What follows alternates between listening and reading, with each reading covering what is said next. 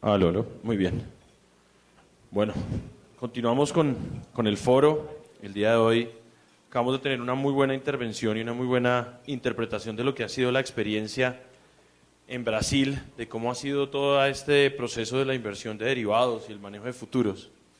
Y eso hace parte de eso que estamos buscando hoy como reflexión en el foro, y es llevarlos un poco a encontrar lo que no habíamos visto debajo, basados un poco en la experiencia de lo que es implementarlo en un mercado diferente al de Colombia.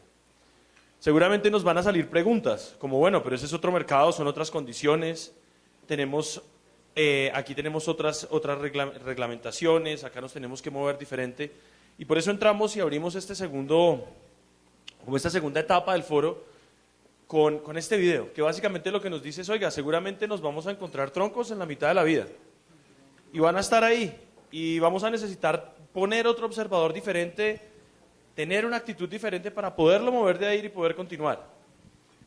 La invitación para esta segunda etapa del foro es decir, oiga, venga, empecemos a traer basado en la experiencia de lo que viene, lo que nos van a regalar ahora en el foro de discusión que vamos a tener, es cómo esas herramientas que vamos a poder recibir de parte de ellos nos van a permitir empezar a mover esos troncos, a mover esos obstáculos que hemos tenido en el mercado de derivados en Colombia y cómo los vamos a poder implementar y los vamos a poder sacar adelante en ese proceso. Bueno, muchas gracias. Los dejo entonces con Felipe Trujillo, el gerente de derivados de renta fija de la Bolsa de Valores, quien nos va a acompañar y nos va a ayudar con el foro de discusión.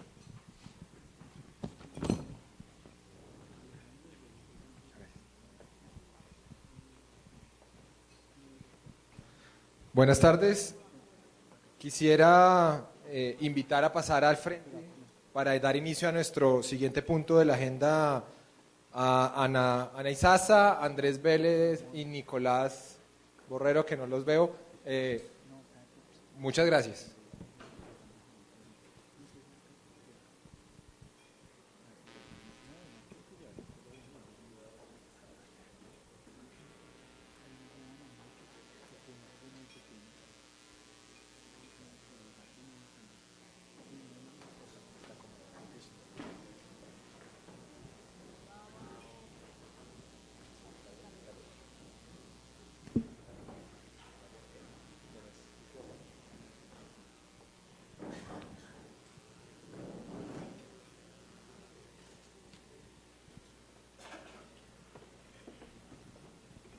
Vale, muchas gracias. Antes de arrancar con este panel, de nuevo darles la bienvenida a este esfuerzo que en principio reconoce pues, que todos estamos aprendiendo y en este caso estamos aprendiendo a vender algo pues, que no usábamos mucho para la venta en el pasado.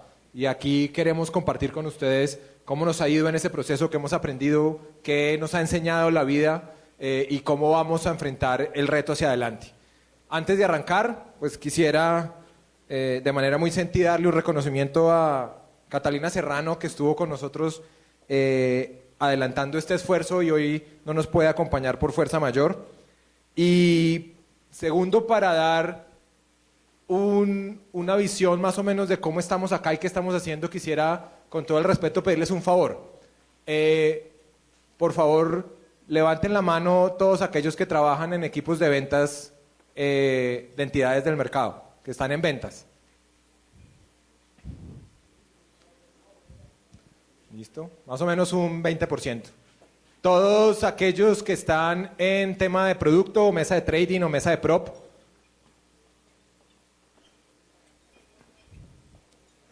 Un 5%, ¿era el objetivo? ¿Ese era el objetivo? Oficinas de riesgo, oficinas jurídicas, contabilidad, procesos, otros 10%. Clientes finales que nos acompañen en el mercado. Muchas gracias por su compañía, otros 10%, 5% por allá. Bueno, muchas gracias y nos falta entidades del gobierno, autorregulador, ministerio, superintendencia. 20%. Bueno, muchas gracias a todos, muchas gracias para todos y empezando con esto tengo el placer de tener, digamos, una mesa muy importante, muy selecta en el desarrollo del mercado. Este es un panel que busca recoger las experiencias desde los ojos del que nos evalúa el esfuerzo en lo que hacemos en el día a día y para quién trabajamos y a quién le queremos servir y con quienes hemos ido construyendo el proceso de desarrollo del mercado. Voy a empezar de derecha a izquierda. Andrés Vélez es Portfolio Manager de Black River. Ana Izaza, gerente de planeación financiera de Quala. Y tenemos a mi izquierda a Nicolás Borrero, gerente de TFG. Algunos conocidos, digamos, por participantes al frente, pero todos, digamos, comparten algo en común y es que pues, son clientes finales y han tenido contacto con este mercado desde hace tiempo y tenemos la confianza con ellos no solo para conversar y estar acá al frente de ustedes y robarles un espacio de tiempo, sino porque ellos nos han visto crecer también. Y ese proceso de que nos hayan visto crecer también es importante en los aprendizajes, porque el objetivo principal de este foro es cómo ahorramos tiempos de aquí en adelante y capitalizamos unos en los aprendizajes de otros para ser más efectivos y más eficientes y tener un mercado de mejor calidad. Adicionalmente, pues voy a usar un poco en las preguntas de Ana.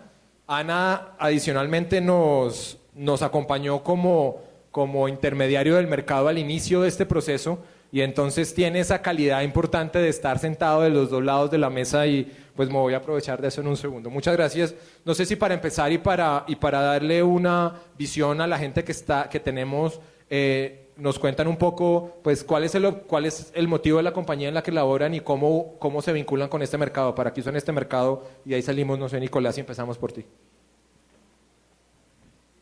Muchas gracias, Felipe, por la invitación. Yo soy socio y gerente de una compañía que se llama Trading Financial Group. Es una compañía, la resumo como una mesa de posición propia, en donde operamos similarmente a un hedge fund, en donde tenemos un patrimonio y ese patrimonio lo apalancamos en diferentes inversiones en activos que transan a través de la bolsa.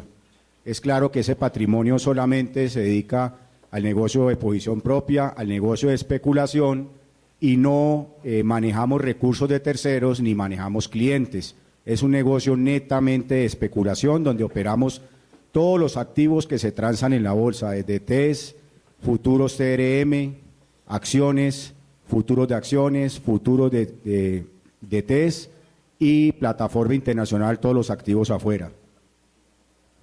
¿Cómo iniciamos nosotros este proceso incursionamos en el mercado de derivados?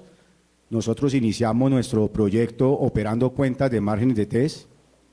Somos muy agresivos en ese mercado y de ahí la bolsa nos permitió incursionar en el mercado de derivados y hemos tenido unas experiencias en donde se ha consolidado el volumen, hemos aumentado la participación de mercado, pero obviamente es sujeto de muchos puntos por mejorar que seguramente ahora tocaremos cuando se presenten los otros dos panelistas. Bueno, yo soy Ana Cristina Izaza, trabajo en Quala. Quala es una compañía de consumo masivo, una multinacional colombiana que tiene presencia en 7 países. Es una compañía muy conservadora a nivel financiero. Hace 1 año y medio más o menos estoy en Quala, soy una fiel creyente del mercado de derivados y desde que entré ha sido como una lucha por encontrar cómo vender el producto al interior de la organización, o sea, cómo lograr que tomáramos una decisión de hacer coberturas. Entonces ya estamos como a un paso de empezar un piloto y ha sido, digamos, si quiero contar la experiencia desde ambos lados, cuando yo iba a vender el producto y cómo ha sido, como yo lo he visto desde adentro de la organización y cómo se toman las decisiones financieras dentro de la organización y cuál es el valor que le veo al producto de derivados dentro de una compañía como Quala. Y sé que hay muchas compañías parecidas a Quala o con otros perfiles que pueden ser un poquito más abiertos, donde hay unas oportunidades gigantes que creo que no estamos aprovechando al 100%. Bueno, ¿aló? Mi nombre es Andrés Vélez, yo trabajo para Black River. Black River es un hedge fund, un fondo internacional que tiene 3 plataformas, una plataforma de mercados desarrollados, una de private equity y una plataforma de mercados emergentes. Yo trabajo para la plataforma de mercados emergentes, específicamente para la oficina de Colombia y Perú. Nosotros invertimos en Colombia y Perú en tasa de cambio, en TES, pero sobre todo tasas de interés y algo de acciones. Estoy aquí porque para nosotros se ha vuelto bien importante el mercado de futuros y se ha vuelto uno de los mecanismos en donde podemos poner nuestras inversiones en este país. Muchísimas gracias. Vamos a arrancar como con una serie de temas, iniciando por el proceso de conocimiento. Uno de los retos que tenemos desde el lado de acá del mercado es cómo vincular, cómo llamar la atención del cliente y cómo el cliente tiene ese proceso interno para conocer que el mercado existe. Gracias por la tarea que me toca hoy, pues estoy sentado con absolutos profesionales de hace muchos años donde el reto de explicar qué es un derivado pues no es un reto, digamos, que tenga lugar en este caso. Vamos a hablar de eso en el siguiente panel. Pero sí quisiera preguntarles, y Nicolás, si me ayudas empezando por esto, una cosa es ustedes son expertos, operan muchos mercados, operan muchos productos, pero hay un proceso de entendimiento de la dinámica, del detalle, de que la liquidación diaria, de las garantías, de cómo se pone, de cómo me cobra, de dónde me cobra. Ese proceso de entendimiento profundo, no tanto del producto, sino ya de cómo se vincula. Quería que nos contaras un poco cómo fue y en ese sentido, qué tipo de cosas para vos generaron valor y qué tipo de cosas tal vez se hubieran podido hacer más fácil.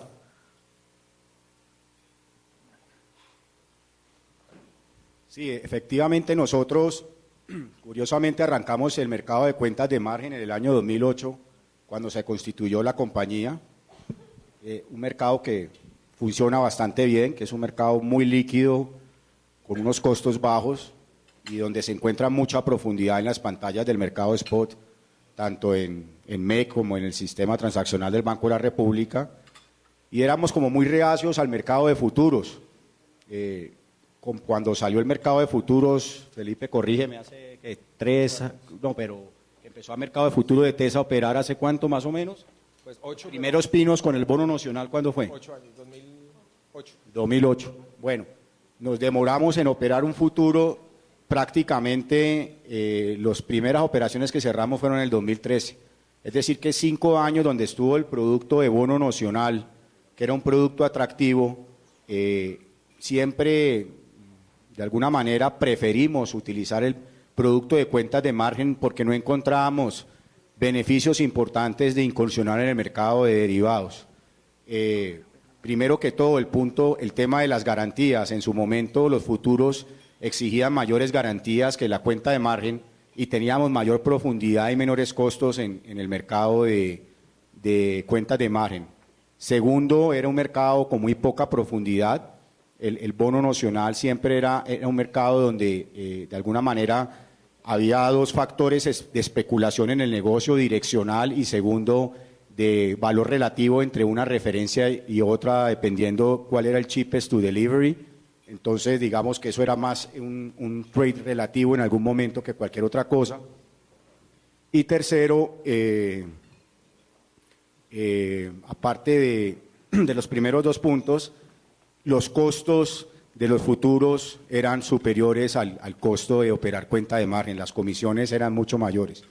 Entonces, solamente incursionamos y tomamos la decisión de entrar en el mercado de derivados de futuros de TES cuando la bolsa, que me parece una decisión muy acertada, tomó la decisión de bajar las garantías en toda la curva y de sacar los futuros de referencia específica en todas las referencias líquidas. Entonces, en ese momento, ya cuando podíamos operar un futuro específico, sea un 2024, un 2028, un 2018, un 2016, hasta un 2020, encontramos que realmente era productivo para nuestra compañía y segundo, que teníamos una eficiencia en el manejo de garantías de la compañía. Como nuestra compañía tiene un capital de trabajo y tiene que poner garantías, pues obviamente si yo compro un 16 por la cuenta de margen, pues me van a exigir una garantía del 5% sobre el valor de giro, cuando en futuros me van a exigir hoy en día un 1% sobre el valor de giro.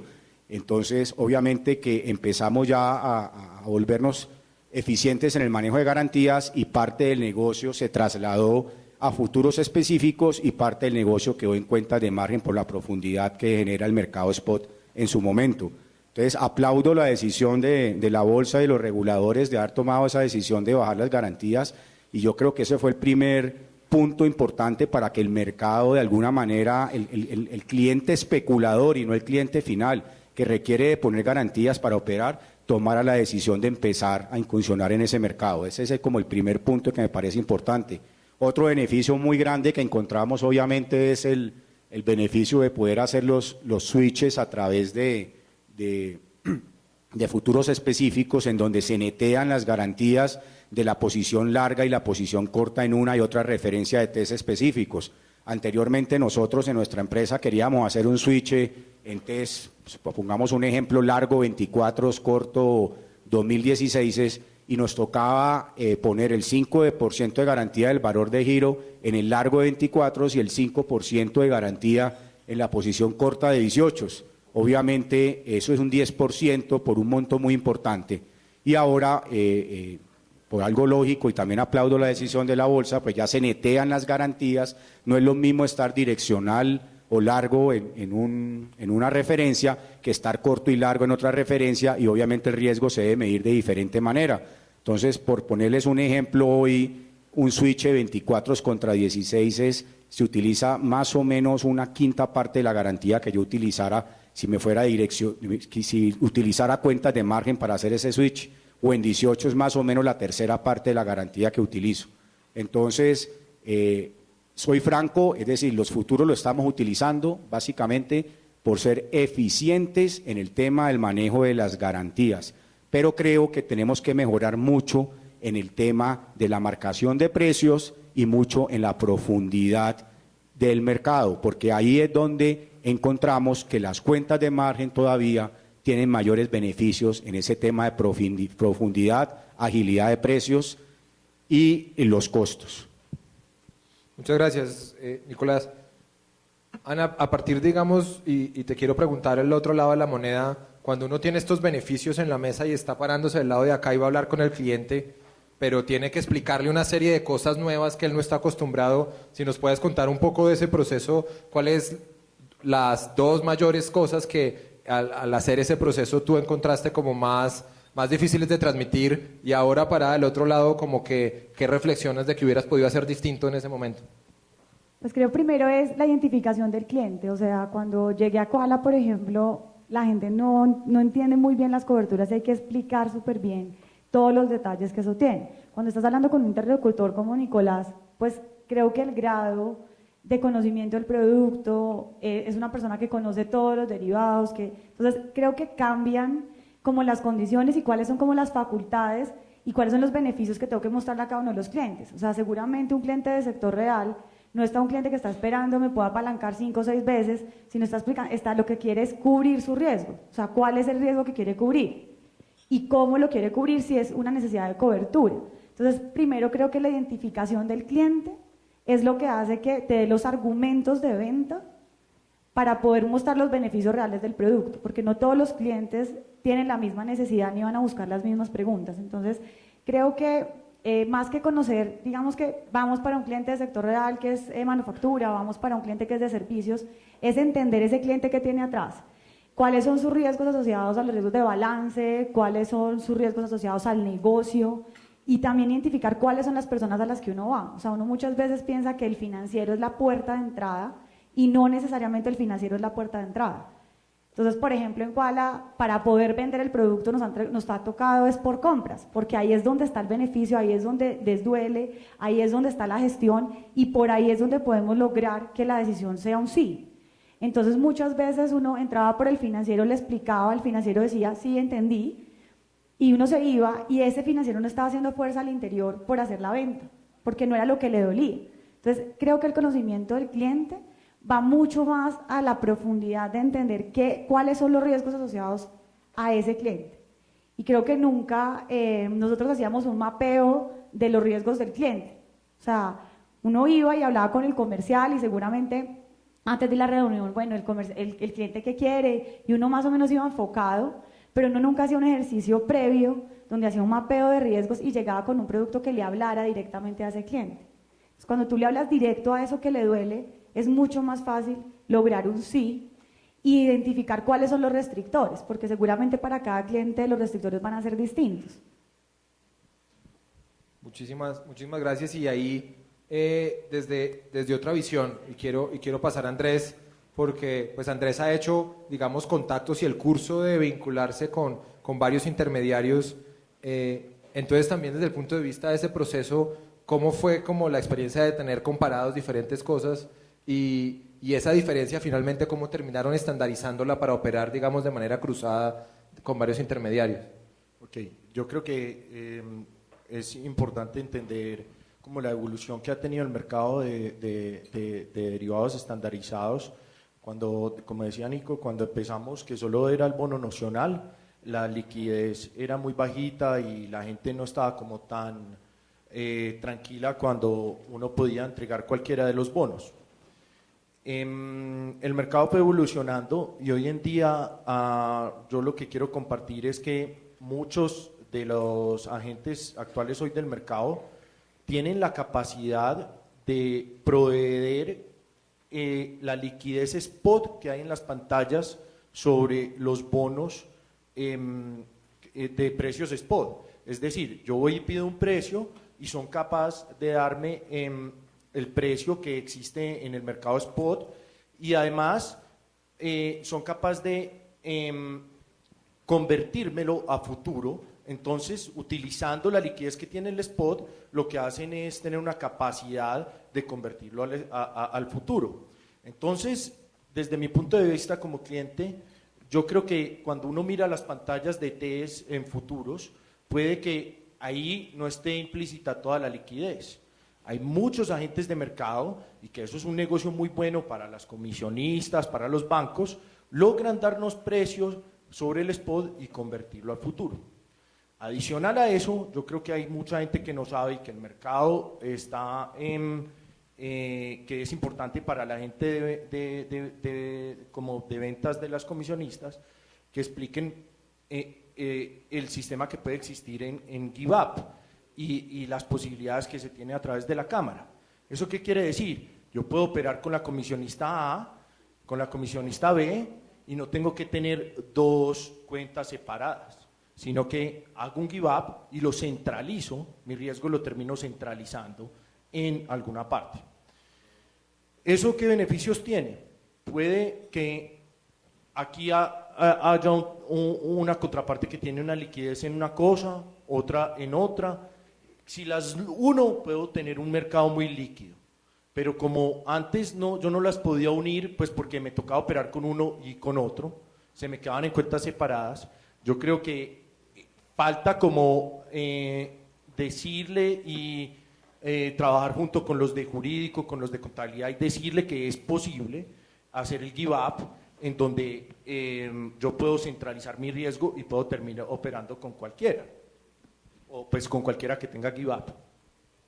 Y Andrés, me devuelvo porque pues el tema de la liquidez va a estar siempre en una conversación de mercado, pero además del tema de liquidez que ya hemos mencionado Nicolás y vos, desde el punto de vista de información, o ¿qué otras cosas fueron importantes para que ustedes dijeran, listo, voy a tomar la decisión de entrar a este mercado? Pues la verdad en mi caso es que viene muy acompañado de la empresa donde yo trabajo y de mis jefes, en donde siempre en otros países hemos invertido en futuros y en cámaras como parecida a la de acá, y son herramientas demasiado útiles para nuestro tipo de negocio. En Colombia, desde que empezó ese mercado, para mí como empleado ha sido un objetivo siempre que el mercado tenga liquidez, y aunque no soy market maker, trato de estar activo en los diferentes contratos para que exista y se promocione el mercado también.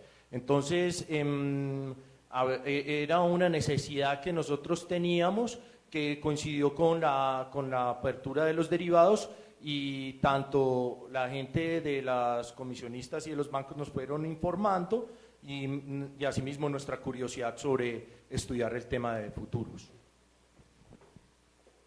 No sé, Nicolás, una pregunta histórica corta, pero en su momento, para poder medir esa liquidez, ¿cuáles fueron los caminos de información que ustedes buscaron o de dónde empezaron a obtener como para poder medir si el mercado está, si funciona, si me sirve, y cómo fue ese proceso de arranque para aquellos de los que tienen como un cliente que pueda empezar, qué experiencias hay ahí de la información que te dieron a vos. Perfecto, nosotros tenemos acceso a la pantalla de futuros, podemos ver la pantalla, los diferentes comisionistas con que operamos nos ponen la pantalla en nuestra oficina y de alguna manera pues vemos las puntas en cada referencia específica, pero pues realmente encontramos una mejor liquidez obviamente en el mercado spot que en el mercado de derivados. A mí no me preocupa tanto la liquidez que hay en las pantallas de futuros. Yo creo que, les pongo el ejemplo del mercado de TRMs.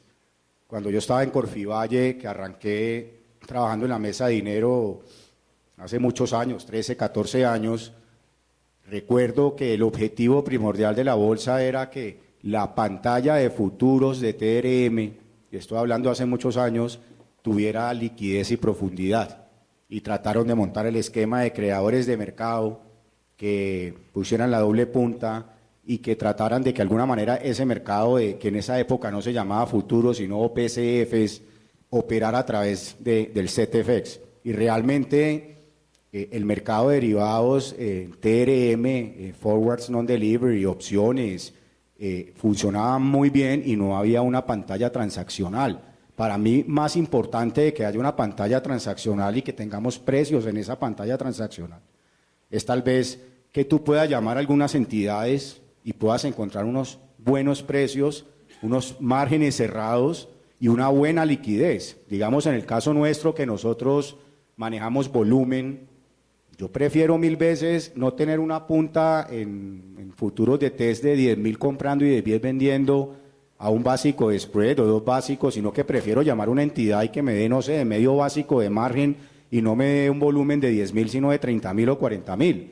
Entonces, yo lo que creo es que los futuros las pantallas de futuros son importantes y dan una referencia, pero digamos para mi negocio es mucho más importante cerrar las operaciones OTC, pero siempre que yo cierre y llame a una entidad, encontrar los mejores precios, que sean unos precios justos y que estén de acuerdo con la liquidez y profundidad del mercado spot. Así funcionan los mercados de derivados en dólar y funcionan muy bien. No hay pantalla de derivados, pero los brokers tienen un volumen muy grande, unos spreads muy cerrados y los bancos dan muy buenos precios directamente y las firmas comisionistas. Perfecto. Ana, desde el punto de vista de empresa, en el proceso de aprobación para toma de la decisión, ¿qué información fue útil como para presentar en las juntas, para presentar a las cosas de decir, oiga, si es un mercado como serio, que nos interesa, que puede tener tamaño y que nos puede servir? Este tipo de información, en el caso tuyo, ¿qué era? Pues básicamente, uno, ubicar cuál es la necesidad, como les dije, y ubicar la persona adecuada dentro de la organización para poder empezar ese ciclo de decisiones, para poder hacer la venta al interior de la organización. Después creo que también esas personas tienen que tener un conocimiento profundo del negocio, y lo que nos ha pasado es que van a reuniones y empiezan a hacer la venta y al momentico me llaman y pues yo subo, explico, no es mi core, no es lo que tengo que hacer ahí, pero pues te llaman y piden la explicación. Entonces eso lo que me llama es como tenemos que profesionalizar a esos que están allá, que hay veces para vender y al interior de las organizaciones, sobre todo cuando tienen como un perfil tan conservador, no es tan fácil.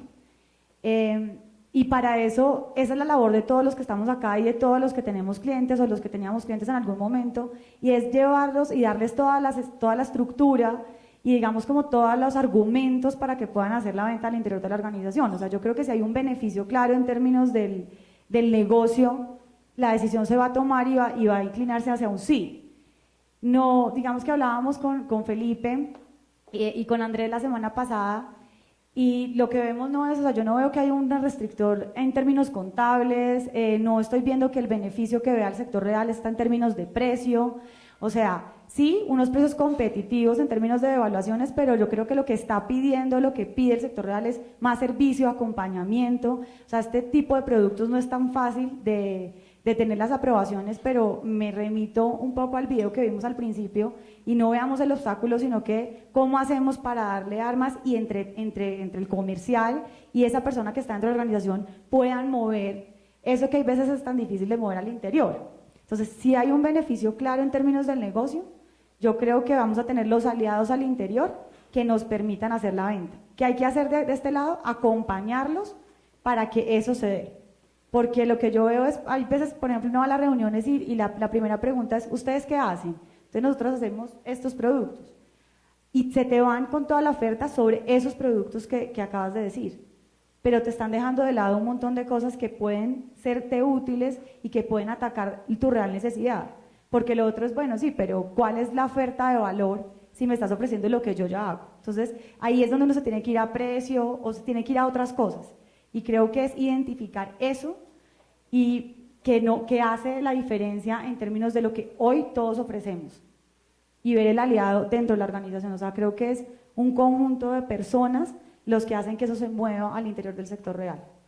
Perfecto, muchas gracias. Ahora pasando ya, si está la decisión, está la información y ponderé el acceso al mercado, a todos nos toca hacer un proceso de alistamiento para poder usar el producto al final. Para poder hablar qué es importante o qué es mito, tú mencionabas, Ana, y empiezo por ti, el tema de valoración y contabilización. Realmente ese reto de que el cliente valore y contabilice estos productos, ¿cómo se ve desde el lado de la empresa? Yo creo que eso es un mito. Creo que hoy tenemos todas las herramientas y todas las formas de explicar cómo hacer la contabilización. Ahorita todas las empresas del sector real están pasando IFRS y creo que eso facilita aún más la contabilización del derivado. Creo que uno de los beneficios del derivado estandarizado es que la liquidación diaria hace que haya un control muy efectivo sobre la cobertura. Y creo que el control es uno de los factores importantes en las decisiones en el sector real. Entonces, pues creo que esa liquidación hace que al final se vuelva como una conciliación bancaria. O sea, tú vas a hacer la conciliación del derivado como si fueras a hacer una conciliación bancaria. Creo que es como lo explicamos. Ahorita estaba viendo la cartilla, me la estaba mostrando Juan Carlos, y buenísimo, o sea, es una cartilla súper explicativa que hace claro qué es lo que estamos vendiendo y cómo lo estamos haciendo. Y creo que cuando vamos al tema de contabilización es lo mismo, es darle la claridad al cliente y creo que es un proceso que se puede volver muy sencillo porque al final es como hacer una conciliación de bancos. Yo quisiera profundizar un poco más y no sé si el negocio diferente como de portafolios, Andrés, ese tema del control, ¿cómo lo ven ustedes desde el punto de vista ya de la gestión del alistamiento y de la gestión corporativa del negocio más que desde el lado del mercado? Pues digamos que el control y sobre todo la valoración, cuando estamos hablando de inversión en futuros, se hace mucho más fácil que cuando son derivados OTC, en el sentido porque primero que todo, si empiezas con la valoración, la cámara te va a dar la valoración a diario, que es justo lo que te hacen la liquidación a diario. Entonces no hay duda de cuánto está valiendo un derivado. Contrario a lo que puede pasar con un OTC, que puede tener diferentes interpretaciones o valoraciones, digámoslo más bien valoraciones dentro de un mismo portafolio. Asimismo, como dice Ana, es demasiado fácil que el extracto de compensación se hace casi como un extracto de una cuenta bancaria. Yo perdí tanto hoy o gané tanto hoy y no tiene misterio contable. Yo quiero hacer una intervención ahí, creo que hacer un piloto con un monto menor ayuda a que la operación se facilite. O sea, creo que ahí uno acompaña, identifica los riesgos que de pronto por la organización o cómo funciona la operación en la organización pueden presentarse y con eso le da seguridad al cliente para la operación. O sea, digamos que hacer un piloto al inicio sí creo que es bueno porque identificas todos esos riesgos asociados a la operación como tal en términos de la liquidación, la compensación, la contabilización, o sea, qué es lo que le pasa al cliente, cómo le el extracto. Entonces, eso le ayuda a los clientes para que sigan dando los pasos adicionales que necesitamos para que empiecen a traer ese volumen. Y Nicolás, pasando a vos, todo este listamiento en términos tecnológicos, en el caso de ustedes, ¿significó alguna inversión o algo a considerar de que desde el lado del comercial, desde el lado de la entidad, tiene que tener en consideración algún efecto en la inversión tecnológica o en sistemas o cómo fue ese proceso para un negocio como el de ustedes? Sí, digamos, nosotros tenemos un software en línea que valora todas las posiciones a precio de mercado. ¿En qué me ayudó o qué cambios me tocó hacerle al software? Obviamente, incluir el producto futuros, tanto para TES como para dólar y acciones. El proceso realmente fue sencillo porque pues ya teníamos valoración de forwards, non-delivery. Entonces, digamos que la fórmula financiera es la misma, simplemente hay que hacer ciertos cambios en la forma de marcar los precios para el cierre del día. Entonces, digamos que de alguna manera simplemente fue un trabajo adicional al software que ya teníamos en línea.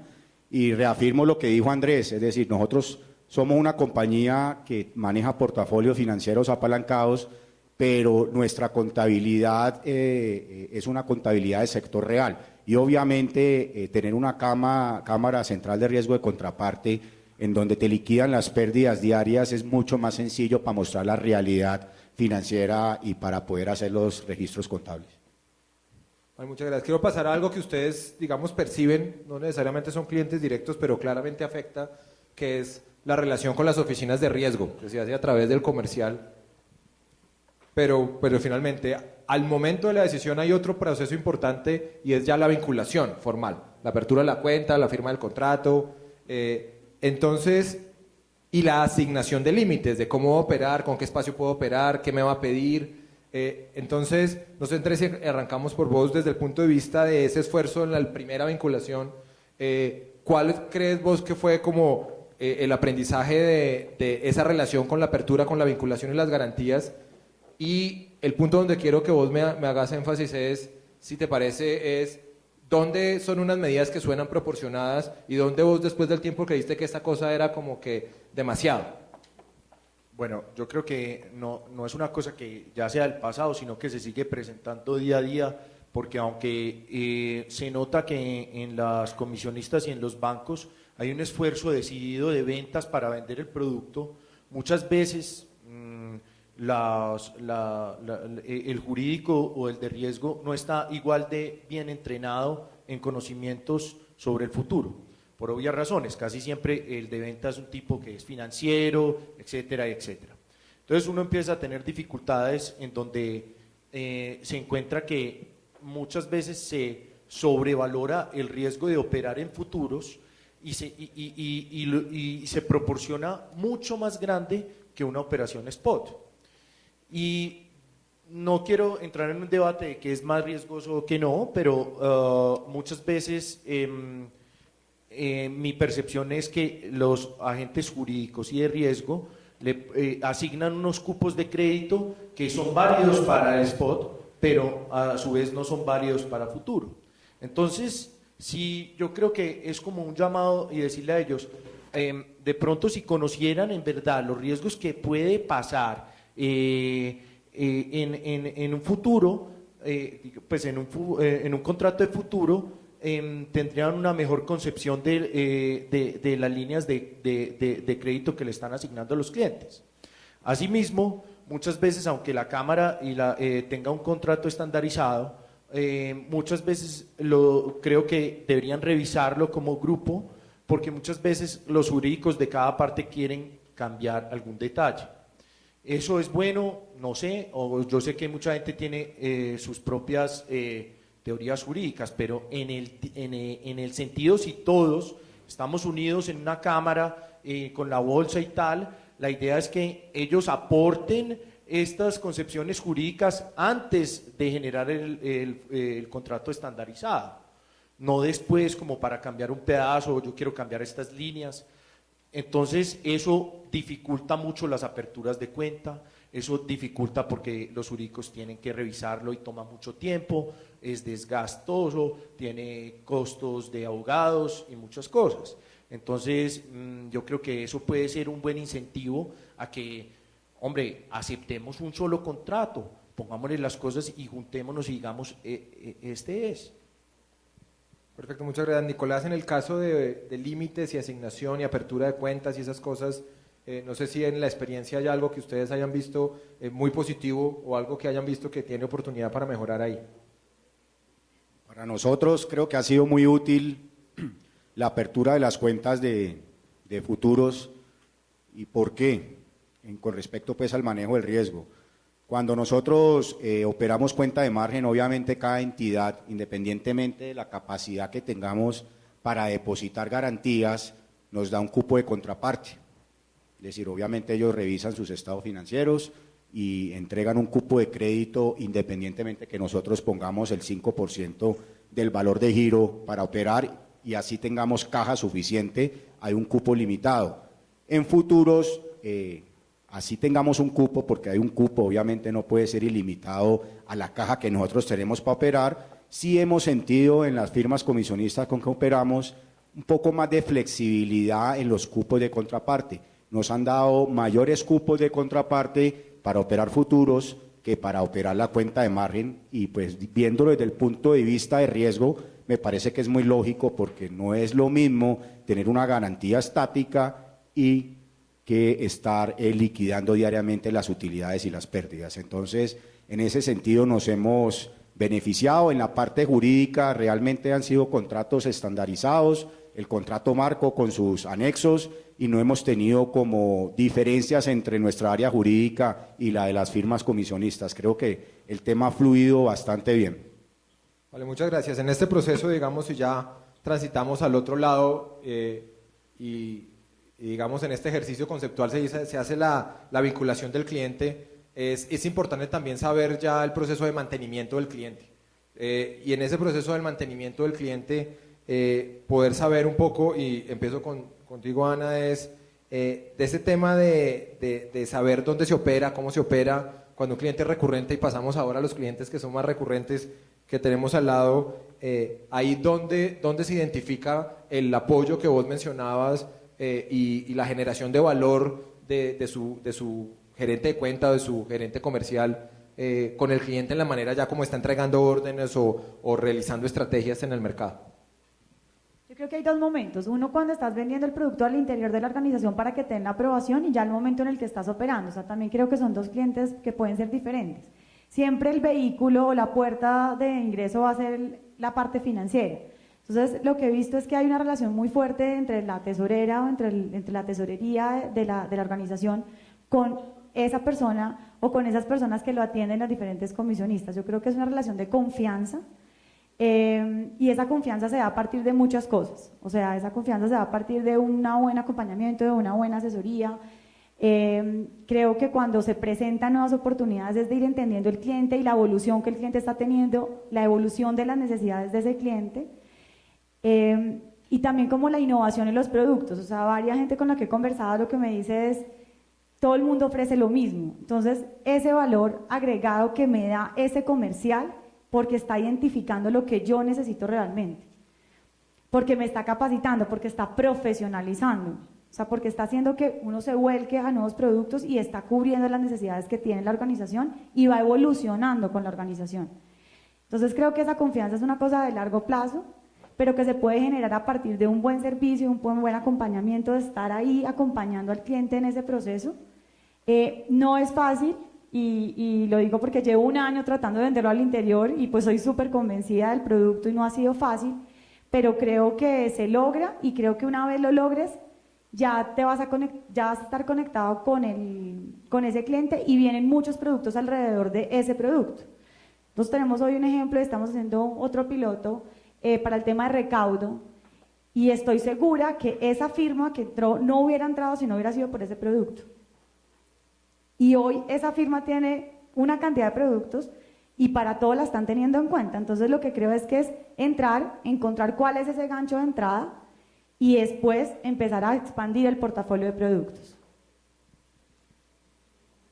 En ese proceso, y voy con Andrés, hay un momento que es importante saber en el mensaje, es ustedes son profesionales, digamos, y la manera como operan es muy inducida por la estrategia, pero ¿qué esperan o cómo han visto el proceso de encontrar valor en el research o en la estrategia o en ideas de momentos de mercado, de color de mercado que pueda ser transmitido por el comercial y que ustedes valoren como para ir generando esa confianza que mencionaban? Pues digamos que en el research y en esas cosas nuestras estrategias son más, o sea, cuando tenemos una estrategia es de una estrategia de movimiento en la curva o algo así, entonces la miramos es desde la parte spot y a los futuros los miramos es como la herramienta que nos permite invertir en eso. Pero también me parece que son pocos los que hacen research en, digamos, cómo ha sido el bid offer de los futuros, qué repo implícito hay en los futuros específicos de TES. Hay muy poco research sobre eso que sería súper interesante que las diferentes comisionistas empezaran a generar, porque eso le puede dar, yo aquí me pongo el papel, digamos, de un inversionista extranjero que empieza a ver, voy a poner un ejemplo, empieza a ver y quiere entrar en TES, entonces, por ejemplo, quiere comprar 24 y va y mira la pantalla de futuros y no ve nada de liquidez. Entonces ahí va mi cuestión. Hay que decirle a ellos que la liquidez no solo está en el futuro, sino que podemos operarle spot y le podemos dar la herramienta en donde lo puede convertir a futuro. Eso es uno. Dos, el inversionista extranjero no tiene research como para estar diciendo, ve, el repo implícito de los 24 está más bajito. Y es verdad, mantiene más bajito. Entonces, para alguien que pueda comprar 24 desde afuera apalancado, si ve que el histórico del repo de los 24 es más bajito en los futuros, es probable que use esa herramienta. Pero ese research no se comunica, uno no lo ve tan fluido en los research normal que les llegan a diario de las diferentes contrapartes.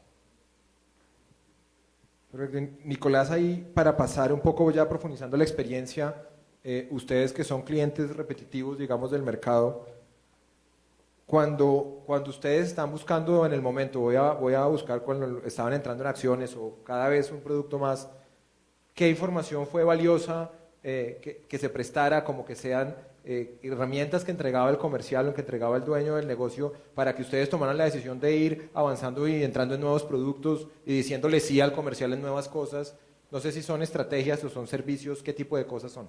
Antes de responderte, quería de alguna manera concluir que el compromiso del acompañamiento y de la capacitación no solamente debe venir de la bolsa. Es decir, yo siento, y esto es una crítica constructiva para todas las firmas que se dedican a vender los derivados, que la bolsa es la que se preocupa y la que permanentemente está tratando de capacitar los clientes. Me gustaría que también las firmas comisionistas y los bancos, que en algún momento esa estrategia la utilizamos nosotros cuando trabajamos en Corfi Valle, qué bueno que trajera gente de afuera, qué bueno que invitara a los clientes a algunos seminarios para capacitarlos y que de alguna manera pudieran actualizarse sobre el mercado de derivados. Entonces, yo hasta ahora, los correos que me llegan siempre son capacitaciones de la bolsa, pero nunca me ha llegado una capacitaciones de algunos bancos o algunas firmas comisionistas para poder de alguna manera potencializar y actualizar ese tipo de productos. Entonces creo que la responsabilidad es de ambas partes, respondiendo la primera pregunta que le hiciste a Ana con respecto al acompañamiento, no solamente en capacitación, sino también en el tema pues, de logística para operar. Con respecto a la pregunta de qué espero yo de un comercial, sí, el caso nuestro, obviamente, como dijo Ana, cada cliente es diferente y cada cliente tiene sus necesidades. Nosotros somos inversionistas profesionales, pero yo lo que le digo a las contrapartes que operamos es, así seamos profesionales y finalmente tomemos la decisión final sobre si entrar o no a un negocio de especulación. A mí lo que me gusta de los comerciales es que permanentemente me estén dando ideas de negocio, sea en TES, sea en dólar, sean en acciones, futuro, sea oportunidades de arbitraje en futuro, por favor. Acá hay una oportunidad, como dijo Andrés, el repo implícito de los 24 está al cero, tú tienes una posición spot, pues vende la posición spot y aprovecha este repo implícito, negocios tan sencillos como eso. Acciones, el negocio ADR de Bancolombia, la emisión de Bancolombia que tuvimos hace 6 meses, hubo una oportunidad muy importante en futuros.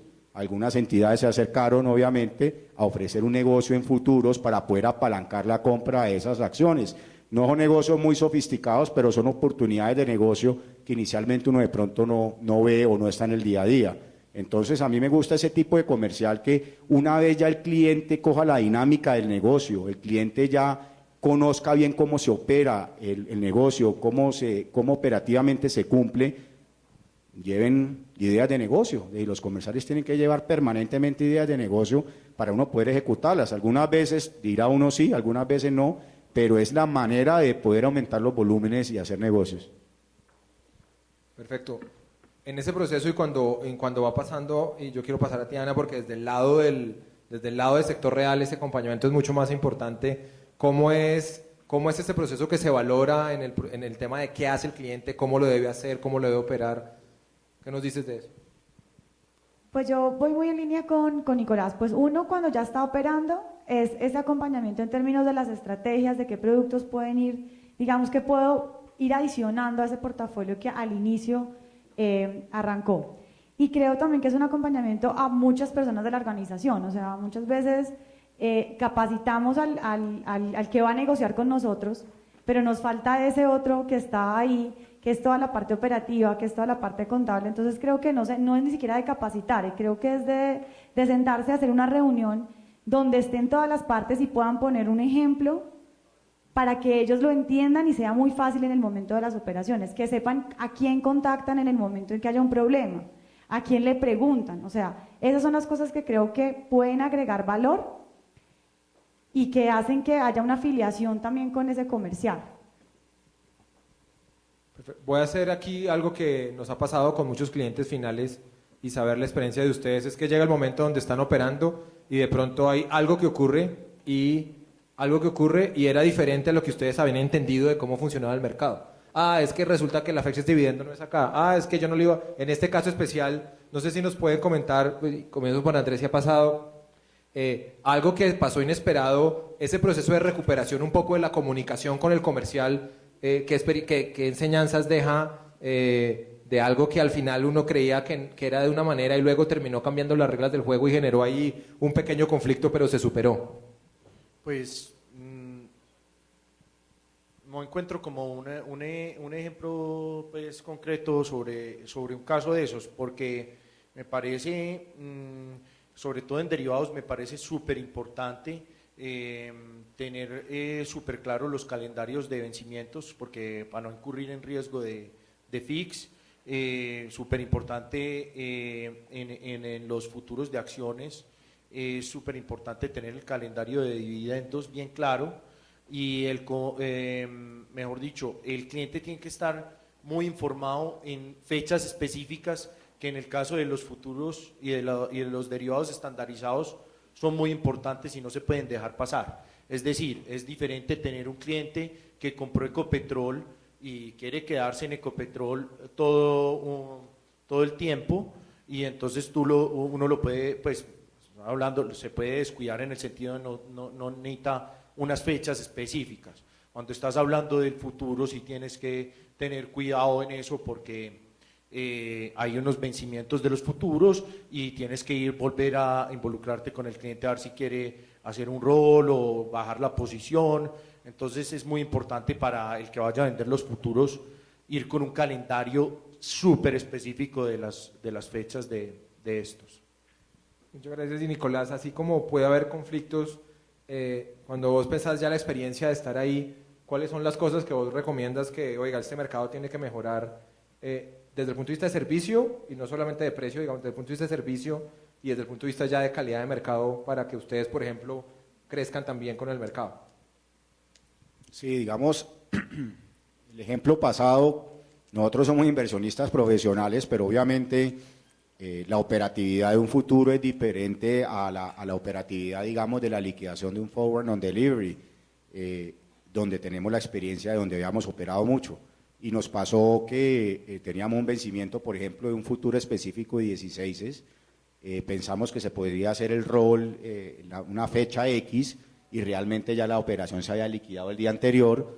El movimiento, obviamente, cuando uno hace errores, la gran mayoría de veces son en contra de uno. El mercado tuvo un rally de 20, 30 básicos al día siguiente y perdimos una plata importante. Pero yo creo que eso es parte del aprendizaje. Si a uno como profesional le pasa, pues imagínense a una persona que apenas está arrancando y conociendo el producto. Así que definitivamente la comunicación entre el comercial y entre el que opera los derivados es definitiva. la parte de los rollovers, la parte de las liquidaciones es muy, muy importante. Muchas veces ni siquiera hay comunicación. Debería el comercial 2, 3 días antes de estar informando, tienes el vencimiento, quieres rollovearlo, quieres liquidarlo. Entonces, eso es muy importante. Yo encuentro, es decir, el mercado, yo creo que va por buen camino, los volúmenes van aumentando, pero yo realmente siento que estamos un poco estancados. Hubo un aumento de volumen por el cambio de las garantías. En este momento estoy hablando solamente de los futuros específicos de TES. Luego, cuando Felipe crea conveniente, quisiera hablar un poco del tema del dólar y el tema de acciones. Pero de una vez los tres productos. Pero entonces, ¿qué veo yo realmente en el futuro específico de TES? Es decir, nosotros inmediatamente vimos que las garantías habían bajado, que era más eficiente operar por los futuros. Hemos trasladado parte de nuestro negocio hacia futuros para maximizar el manejo de garantías, como lo dije anteriormente. Pero hemos encontrado muchas barreras en la liquidez, en la profundidad del mercado. Nosotros somos especuladores, al ser especuladores obviamente son decisiones rápidas y no son decisiones un poco más estructurales como de pronto lo vive Ana, que va a hacer una cobertura para cubrir un crédito o para cubrir un precio de materia prima o para cubrir una misma evaluación, una deuda en dólares. Nosotros necesitamos tomar decisiones y muchas veces segundos pueden generar pérdidas muy importantes. Entonces, lo que hemos encontrado en los futuros es que es muy productivo hacer lo que hace Black River y es pedir precio en futuro, pero operar el spot. No ir a la pantalla de futuros, porque mientras uno va a la pantalla de futuros a ver si hay la profundidad que usualmente no la hay, o piden precio a un creador de mercado para poder operar una operación que es de corto plazo, pues realmente ahí se te van segundos muy valiosos o incluso minutos y el mercado se puede mover usualmente adversamente y puede perder una plata importante. Entonces yo creo que lo importante es que el spot, se pueda cotizar el spot, se pueda luego pasar la operación a futuro, pero ahí, al pasar la operación a futuro, hemos encontrado muchos inconvenientes. Básicamente yo diría que dos inconvenientes. El primero, las tasas repos. Obviamente que si uno cotiza un futuro a corto plazo, el impacto entre el bid-offer spread de la tasa repo no es tan importante y al momento de uno tomar la decisión de salir de la posición, pues no va a generar unas pérdidas representativas y termina siendo un costo bastante manejable. Pero si tú quieres entrar en un futuro a 90 días para comprar, digamos, TES referencia específica 24 y digamos que la tasa repo que te dan es el 4%, que es la tasa vista en estos momentos, y en 3-4 días quieres salir de esa posición, el bid-offer spread de los repos se abre mucho y un medio punto de margen, faltando 85 días para vencer el contrato, es toda la plata del mundo. Entonces, por eso yo digo, yo prefiero operar cuenta de margen mientras tenga liquidez para operar la cuenta de margen. Si se me acagotan las garantías, me toca ser más eficiente, me toca trasladarme al mercado de futuros, pero ahí es donde encuentro costos muy importantes. ¿Por qué los costos?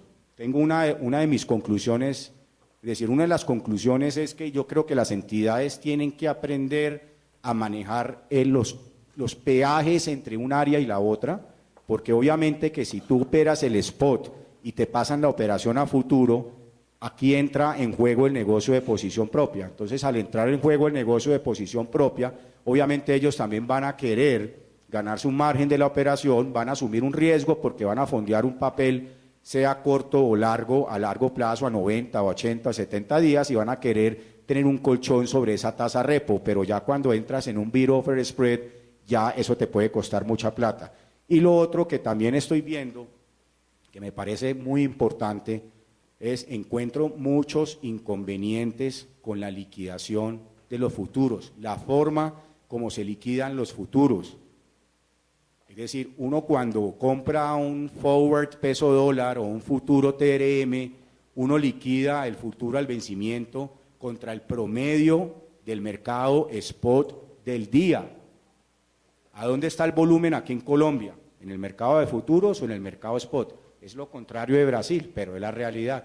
Nos vamos a demorar 10 años para que el mercado de futuros sea más líquido que el mercado spot. Entonces, ¿qué debemos hacer? Nosotros no podemos valorar y tampoco podemos liquidar los futuros con una tasa promedio de futuros. Lo ideal sería liquidarla con una tasa spot más o menos un repo implícito que se haya cotizado en el mercado.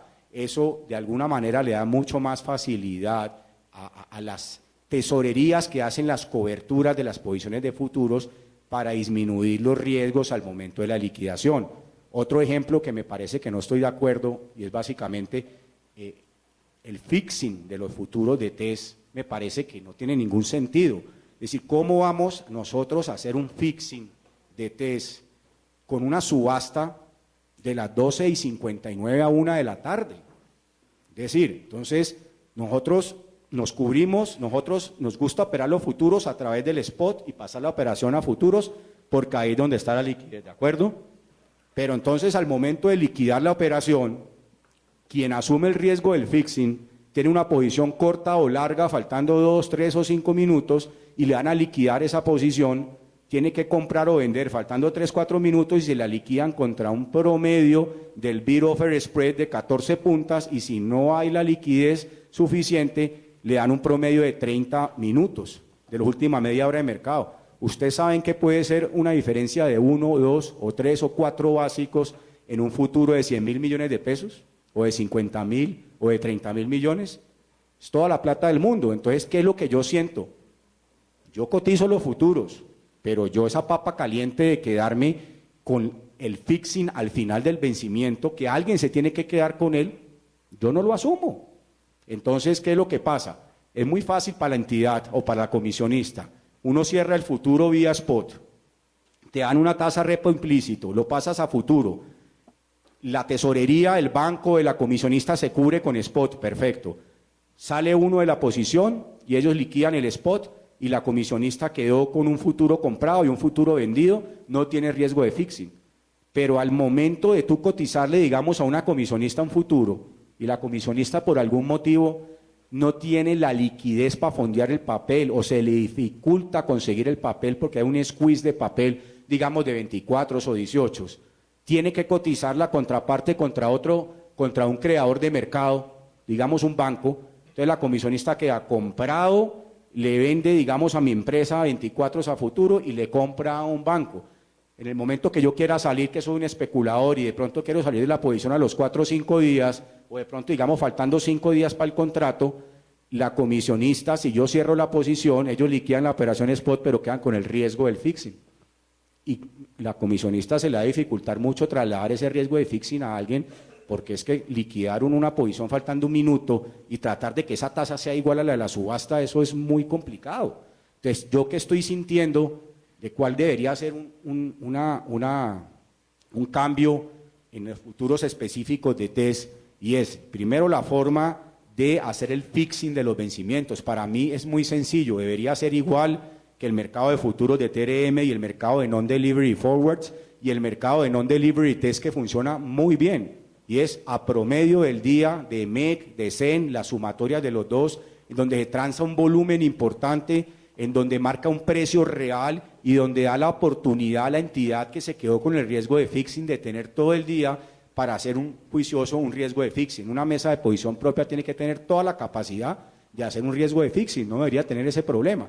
Pero si tú tienes que hacer un fixing con una subasta de un minuto, es muy complicado. Entonces yo lo que siento es que el mercado de futuros, si queremos mayor profundidad, mayores volúmenes, tasas repos implícitas más cerradas, debemos cambiar la forma de hacer el fixing de los futuros y adicionalmente de valorar. He oído nosotros valoramos contra la tasa de cierre de mercado y no contra la tasa de subasta, pero he oído muchas quejas de clientes que las subastas marcan unos precios que no son reales, 3, 4 básicos por encima, 4 básicos por debajo. Eso en un portafolio grande a fin de mes puede costar toda la plata del mundo, puede causar retiros incluso del portafolio. Entonces yo creo que ahí es simplemente copiar lo bueno que funciona y que los futuros de TES se liquiden y el fixing sea con los promedios del día más la tasa repo implícita promedio de lo que haya transado en el día. Yo creo que si logramos ese cambio, el mercado va a generar muchísima mayor liquidez y mayor profundidad. Eso es con respecto al tema de los TES. Haremos un segundo ahí, Nico, porque hay dos temas ahí que me parecen importantes en la teoría del jabón, Y yo creo que esto, Andrés también nos puede ayudar, y es lo que estamos, y es una cosa que uno le ocurre normalmente con el cliente, y es que, no sé si estoy diciéndolo, interpretándolo como es, Nicolás, pero encuentras tú que hay un espacio grande de oportunidad para manejar la tasa de interés money market, el implícito, digamos, de los futuros como parte del mercado money market, y que ese mercado de alguna manera se arbitre entre unas cosas y otras para cerrar las tasas, para que las tasas sean más correctas, no solamente en las valoraciones, sino también en la manera como se están haciendo los repos implícitos, y que ahí, digamos, en el juego entre una posición que yo abro un día y la voy a cerrar en 3 días versus 90 días, que ese juego de tasa de interés ahí, ustedes pues podrían encontrar, digamos, oportunidad de escuchar propuestas de, oiga, deme precios acá y ciérreme esto, y quédese usted con el FRA 7 días, 90, y deme a mí solamente el... No sé, Andrés, en ese tema de tasa de interés, ¿ustedes cómo ven? Y lo pregunto porque ustedes han operado, pues, no solamente con sociedades comisionistas, también con otro tipo de intermediarios. Ese tema del negocio de tasa de interés y de las oportunidades que tienen, ¿cómo lo ponderas y cómo lo ves a efecto de la experiencia del cliente? O sea, yo creo que ese tema es un universo inmenso de oportunidades de negocio que de pronto los comerciales no han visto. En el sentido, si hay un futuro de cualquier título, por ejemplo, de corto plazo, que tenga una tasa de repo, llamémosla distorsionada, porque en verdad la tasa de repo es la que el mercado esté dictando. Si hay distorsionada, quiero decir que esté por debajo de la tasa del República o distorsionada de lo que usualmente vemos. Eso implica que hay un negocio que se le puede ofrecer a un cliente, que puede que no sea a alguien como Nico que es especulado, sino a alguien que decirle, hombre, ¿te querés ganar tanto de retorno comprando unos test y vendiendo un futuro? Sí, y es para alguien de corto plazo, y es un negocio que hay que entender que viene implícito, como se dice, dentro de la relación que hay en el spot y el futuro. Y eso... es difícil que los comerciales, la gente que maneja los futuros en las comisionistas y las posiciones, lo saben y lo entienden perfecto, pero muchas veces el que lo va a vender no entiende que ese puede ser un negocio para otro tipo de cliente. Y entonces, si encontramos más clientes que quieran tener, no negocios en test, para dónde vaya la tasa de los 24, a mí no me interesa, sino para dónde esté la tasa del repo implícito, que ahí se puede generar otro negocio. Puede ser que le interese a otro cliente que ni siquiera especule en test, sino que especule, tenga inversiones de renta fija, y es un negocio muy seguro. Entonces, cuando empecemos a ofrecer eso, vamos a ver que entran otros participantes y cierran el bid offer de la que nosotros llamamos la tasa implícita de mercado, de los test, ¿no es cierto? Entonces hay que entender eso, que los futuros no solo negocian, como ve, está replicando el precio de los 24, implícitamente hay un universo de un negocio ahí adentro que es el repo implícito. En sector real, no sé si ese negocio también al final es algo que ustedes No, pues ven, acá ya estamos hablando de temas muy técnicos para lo que Para lo pasa que en es el un sector cliente. real, creo que apenas le hablen de repo. Pero sí creo que Importante. digamos que las mesas de sector real, que pues están un poquito más profesionalizadas, llamémoslo así, sí creo que, por ejemplo, el negocio de repo implícito es un buen negocio y pueden ver ahí una oportunidad para los excedentes de liquidez.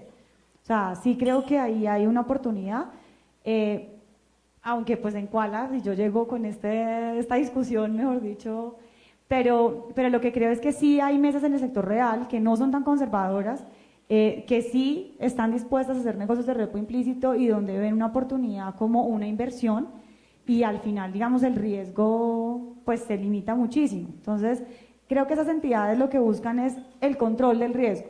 O sea, si ellos ven que la operación puede ser una operación segura, creo que es más fácil de vender, fondos de empleados, o sea, ese es otro de los caminos que estamos buscando a través de Quala, y es, venga, en el fondo de empleados casi que es una cuenta de ahorros y un CDT. O sea, ¿cómo hacemos para meter esa plata en otras cosas? Entonces, creo que eso es una buena oportunidad, negocios de repo implícito, y creo que nunca no lo han vendido, o sea, nunca nos irían a vender un producto de este tipo. Pero, perdón Felipe, yo quiero también en esos negocios de repo implícito, es súper importante tener lo que dice Nicolás, porque cualquier movimiento en el fixing pues puede crear, si vos estás haciendo un negocio de repo implícito, un movimentico chiquitico en el fixing te daña toda la rentabilidad, ¿no es cierto? Entonces, recalco lo que dijo Nicolás ahorita, que es importante solucionar esos temas de los fixed. Sí, y quiero volver también con un tema que menciona Nicolás, que creo que sí pasa acá, y es el rollover. Porque el rollover, digamos, sí es un tema raro, distinto, que no tienen los clientes. No se dan desde el punto de vista de la oferta del producto. ¿Cómo fue ese proceso de venga que usted tiene que hacer rollover de las posiciones? Y cómo fue ese proceso con los clientes y qué hay que tener en cuenta, digamos, y qué ha resultado eficiente ahí. Pues a ver, lo que yo creo es un tema de los rollover, pues si uno los hace anticipadamente y con digamos, como con todo el cuidado y como con todo el control, creo que se puede lograr todo el tema de la gestión de los rollovers. Y creo que pues desde la experiencia que tuve ya desde el sector financiero, porque pues no les hablo del rollover desde lo que hago hoy, creo que funcionaba bien el tema de los rollovers. También teníamos problemas hay veces a cómo liquidaba. Entonces pues tenías clientes que te decían, pero ¿por qué liquidaba eso si la tasa spot cerró a tanto? Entonces sí creo que entre menos distorsión haya en eso, pues va a ser mucho más fácil generar el producto y que la gente confíe también en el rollover. Lo veo desde el sector real desde un punto y es, si yo tengo un NDF de dólar y me liquida una tasa y el futuro me liquidará otra, simplemente pues y me liquida una tasa más favorable y la puedo ver en el mercado, es más cercana a la TRM, pues ¿qué voy a hacer? Voy a premiar eso que me está liquidando más parecido. Entonces sí creo que tenemos que enfocar a que sea de la mejor manera y pues creo que la manera de darle liquidez al mercado ha sido que entren este tipo de inversionistas como Andrés y como Nicolás. Y eso llama, y creo que no sé si es el caso de Brasil, pero una vez ese sector, el sector institucional se empieza a meter en el mercado y empieza a darle profundidad, eso empieza a llamar al sector real. O sea, el sector real finalmente va a ser el de los últimos que va a ingresar. Y cuando ingresa, pues está esperando que todas esas cosas ya estén depuradas. Porque una decisión ahí puede costar mucho. O sea, la resistencia un poco en cuál es una mala experiencia con un NDF. Entonces han tenido mucha resistencia por esa mala experiencia en un momento.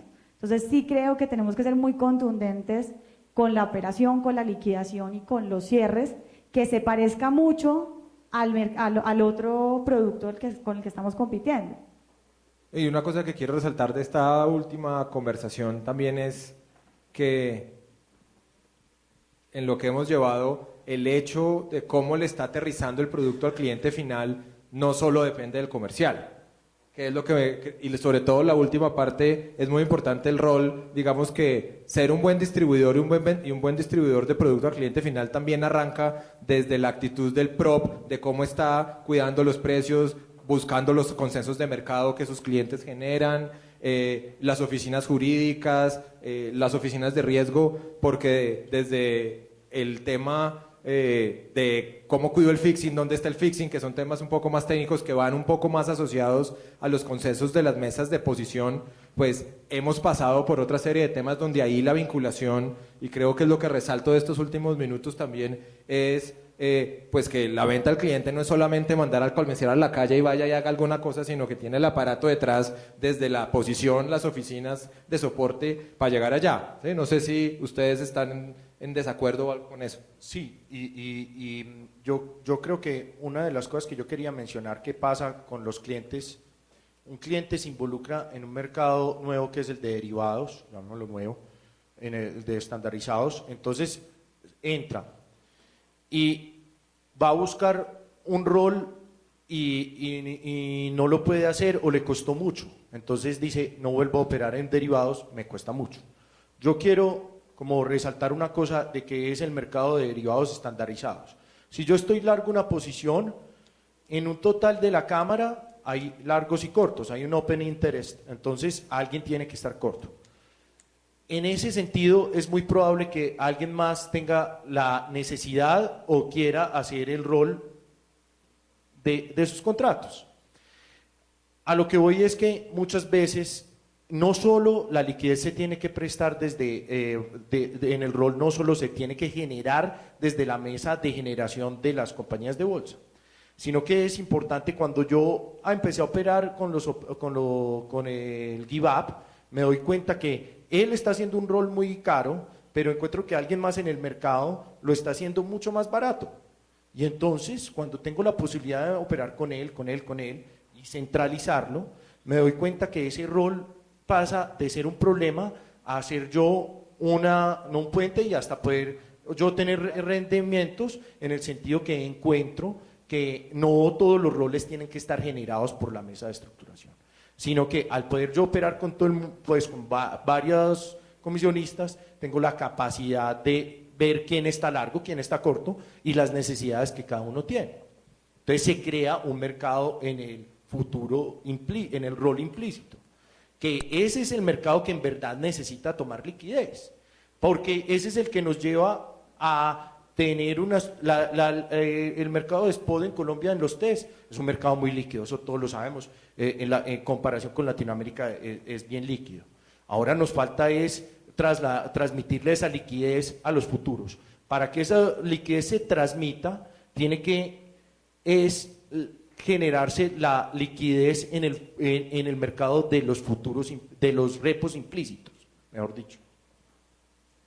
Perfecto. Quiero pasar a una cosa antes de volver a producto con Nicolás, pero antes de eso algo en lo que desde el lado de la infraestructura, de lo que tratamos de conectar y con los intermediarios podemos perder, digamos, tiempo y esfuerzo buscando qué es importante o no. Pues con el perdón de ustedes quiero hacer un ejercicio, ¿sí?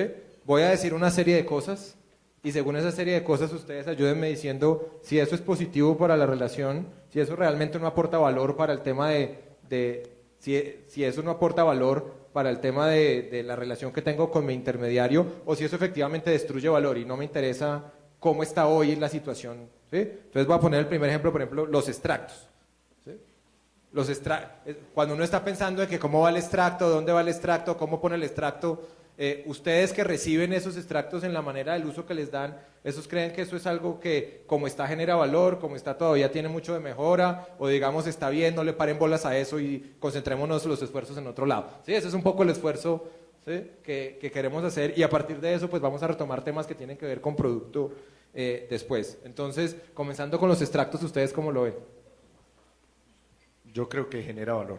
Yo también creo que genera mucho valor y además es un elemento diferenciador con el otro mercado. La afinidad con su contacto comercial. Definitivamente genera valor. Entre más cerca esté uno al comercial, más negocios proponga, esté más pendiente de las posiciones del cliente, estoy seguro que la relación a largo plazo va a ser mucho más rentable. Color de mercado, acceso a información. Había mencionado Nicolás que no era tan importante y digamos, pues por eso no lo menciono, pero no sé si hay algo adicional que mencionar en los temas que quedaron parqueados ahora, del tema de la información del mercado. No, al contrario, dije que me parece que es muy importante el color del mercado y ojalá yo tuviera comerciales siempre que estuvieran permanentemente proponiendo negocios y proponiendo ideas. El uso de los vendors o las páginas de internet que tienen los diferentes intermediarios por los que entregan información a los clientes, de página web, vendor, ¿genera valor, no genera valor? Indiferente. Yo no las uso. Diferente. El proceso de la entrega de la orden. Cómo está el proceso, la llamada, la vinculación, el mensaje, el chat, lo que sea. Ese proceso de entrega de la orden ya está bien, funciona, hay que mejorarlo. En mi caso funciona. Funciona, sí. Los procesos de pagos y procesos de entregas al vencimiento de los futuros. El proceso de caja, digamos, de las liquidaciones diarias y las entregas al vencimiento, ¿ustedes cómo las valoran? Yo creo que ahí yo intervengo un segundo porque hay un tema específico que a mí me preocupa en el derivado en el que llamamos nocional, que es de entrega, ¿no es cierto? Que es diferente al cumplimiento financiero que se hace en el derivado de los futuros específicos de TES. Cuando se vence uno de los contratos, uno quiere ir a la entrega, es decir, uno va a cambiar plata por títulos a un precio determinado. El problema y el riesgo que viene aquí no es por el fixing o el precio, sino que es por la forma como se hace la entrega. En el sentido que la idea de la Cámara de Futuros es no tener riesgo de contraparte, pero cuando vos estás entregando, la plata para que te entreguen el título en un intercambio en futuros de nominal, tenés que tener una brecha de espacio en donde le entregas la plata a la comisionista y él después te entrega los bonos. Entonces, para mí hay un riesgo de crédito que se está dando en la entrega de esos futuros y eso quita valor. Mecanismos de acceso al mercado. Por ejemplo, ustedes pensar mencionaba Ricardo en Caicheta en la exposición, home broker o acceso electrónico a libros, ¿cómo lo ven? ¿Generaría valor? ¿No genera valor? Voy a buscarlo por dos lados porque acá nos faltan como 3 tipos de clientes adicionales, pero para el negocio, por ejemplo, de especulación, ¿eso es algo que en el futuro ustedes ven que pueda ocurrir generando valor? Yo creo que si tuviéramos unas pantallas con profundidad y uno pudiera operar desde la casa o desde la empresa, obviamente genera valor, pero no soy muy optimista con respecto a eso. Digamos, en el futuro de TRM, llevamos muchos años tratando de darle liquidez a pantalla, más de 10, 15 años y no lo he visto. Tú desde... Pues yo creo que el sector real, pues digamos que se monitorean las pantallas de divisas, pero realmente el contacto con el comercial es el que hace el negocio. Entonces yo creería que ahí no hay tanto valor. Ahora, el tema que todos nosotros evitamos, pero todos queremos poner en la mesa, los costos. ¿Cuál es? ¿Sí? ¿Cómo? Y Nicolás mencionaba al principio, pues que no es solamente un costo, sino hay una cadena de costos. Ustedes, como de lo que ven en un usuario frecuente y desde el lado del sector real, ¿cómo ven el proceso de dónde el costo es justo, dónde no lo ven justo, qué les estalla? Y no se vale la respuesta costo cero, que es la que nadie quiere poner en la mesa. Pues yo sé que la Cámara y la Bolsa fueron los que me invitaron, pero sigo diciendo que la compensación y liquidación son muy careros. Y ¿por qué lo digo? De los que aplaudieron, levante la mano los que no son intermediarios. ¿Por qué lo digo? No, yo creo que ahorita veíamos gráficas de que cuando empezó la bolsa y las negociaciones de los futuros, la idea es que llegara a ser un producto y un servicio de volumen. Es un negocio de volumen. Hemos visto, y ahorita nos mostraron gráficas, que los futuros se han empezado a negociar en mucho más volumen y en mucho más escala. Si es un negocio de volumen, ¿por qué no hemos visto bajar los precios en la misma condición que se ha subido el volumen? Entonces, eso es una crítica. La segunda es que las comisiones deberían ser diferenciadas. Digo, las compensaciones.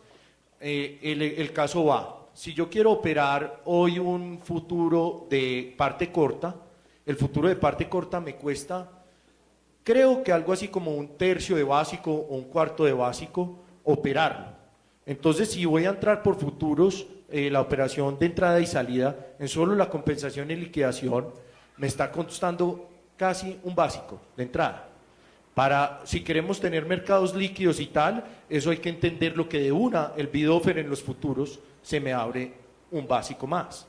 Entonces, ¿por qué va a costar lo mismo operar un 15 que operar un 24, en donde la duración y el costo, la duración hace que deberían ser diferenciales? Estoy tomando mucho más riesgo cuando compro 1000 de 24 que cuando compro 1000 de 15.